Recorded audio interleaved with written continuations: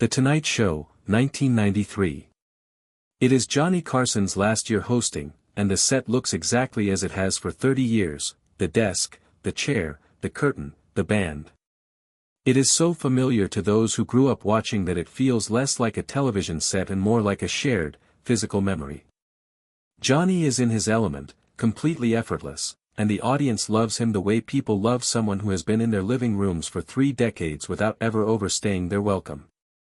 Muhammad Ali walks out, and the studio stands, not politely, but genuinely, in the kind of ovation that happens when a room full of people simultaneously feels something real. Ali is 51, and while Parkinson's has altered his movement, it has not touched the expressiveness of his face.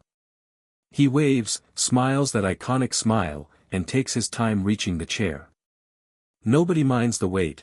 Watching Muhammad Ali move is still watching Muhammad Ali, and there is no version of that not worth one's full attention. Johnny shakes his hand, holding it a moment longer than a standard greeting, and they settle in like two men who have done this 1,000 times and are perfectly comfortable together, two professionals with nothing left to prove. Johnny opens as he always does, cutting straight to the heart of what the audience wants to know, making it feel like a natural conversation rather than a structured interview. They discuss Ali's life, his foundation, and his health with a respectful, non-patronizing tone. Ali responds with his signature blend of openness and wit, sharing deeply while keeping it entertaining. They touch on boxing, the famous bouts with Foreman and Frazier, and the state of the current heavyweight division, which leads to a laughing, indignant reaction from the crowd. When asked about regrets, Ali gives an answer that is funny on the surface but quietly devastating, the kind of truth found only after years of reflection. Johnny, sensing the current of the conversation, waits for the right moment and then pivots. "There's something I've been wanting to ask you for a long time," he says, his voice shifting to a more careful, weighted tone. "I've wanted to ask for years and never found the right moment. I want to ask tonight because I don't know how many more of these I'm going to do, and I would genuinely regret not asking." Ali looks at him, eyes sharp and present. "Go ahead." Johnny says the name, Bruce Lee. The studio reacts instantly to the 2 words. 400 people let out a sound of collective recognition and anticipation. Ali does not react immediately.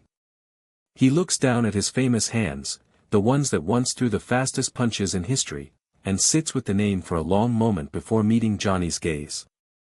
His expression is complicated, neither quite a smile nor something else, but deeply genuine. "What about Bruce Lee?" he asks. Johnny replies, "I've heard things for 20 years. From people who were around both of you, people who worked with him, people from that world. There's a story, something that happened between you two that you never talked about publicly. I want to know if tonight is the night you decide to tell it." Silence fills the studio, lingering long enough that a director might worry, but nothing has malfunctioned. Ali is thinking, having an internal conversation that the audience is privileged to witness in real time. "I'll tell it," Ali finally says, his voice quiet but certain, like a door unlocking. "I kept it for 20 years because it felt like mine to keep. But I'll tell it tonight because you're asking, because you're Johnny Carson, and because I think he would have wanted it told eventually." Johnny leans back, giving Ali the space the moment demands, and the studio falls completely still. "It was 1973, Ali begins. I was in Los Angeles, between training camps. I was restless, always looking for things when I had unstructured time. Someone in my circle had access to a private screening of a Hong Kong kung fu film. There had been talk for months about this actor, this martial artist, but people were saying things that sounded like exaggeration. I assumed it was. I was wrong." He pauses, looking at the audience, then back to Johnny. "I want to say that clearly. I was wrong." The audience leans in. We sat in a living room in Beverly Hills, maybe 20 people. When the fight scene started, I stopped comparing and just watched. I don't have the words to fully explain what I saw. It was a man moving in a way I had never seen a human being move. Not just faster, different. More fundamental, efficient, and true. Like all unnecessary motion had been stripped away. I had been the fastest man in any room I walked into since I was 18. That was my identity. I sat in the dark and watched him and thought, I do not know what fast is. He admits he didn't say it out loud then, but he spent weeks trying to understand why it had affected him so profoundly. About 6 weeks later, a private, off-the-record meeting was arranged in a Los Angeles gym, no cameras, no press. We talked for an hour, Ollie says, about fighting, about philosophy. It was one of the best conversations I've ever had. He thought about fighting the same way I did, not as a physical act, but as something mental, spiritual. He had a name for his approach, Jeet Kune Do. The way of the intercepting fist. He explained that you don't wait for an attack and then respond, you intercept it at its origin. You meet it before it becomes an attack. I sat there listening and realized I had been doing a version of this my whole career without having the language for it. He had the map. Ollie grows more serious. Then he said, I want to show you something. Throw a jab at me. Full speed. Don't demonstrate. My jab was the instrument I had refined for 20 years, the thing I trusted most. Nobody had ever made me feel slow. I threw it at Bruce Lee, and his head was not there when my fist arrived. I don't mean he slipped it. I mean he anticipated it before I threw it. I threw that jab 6 times at full speed, trying different rhythms. 6 times, his head moved exactly the minimum distance required to miss, nothing extra, nothing wasted. On the 6th one, I stopped and said, you are the only person I have ever met who I could not hit if I decided to. And he looked at me and said, you are the only person I have ever met who I would not want to try. The audience erupts. Ollie waits with the patience of a man who has held this for 2 decades. When it settles, Johnny asks why he kept it secret. Some things feel too important to share before you understand them yourself, Ollie replies.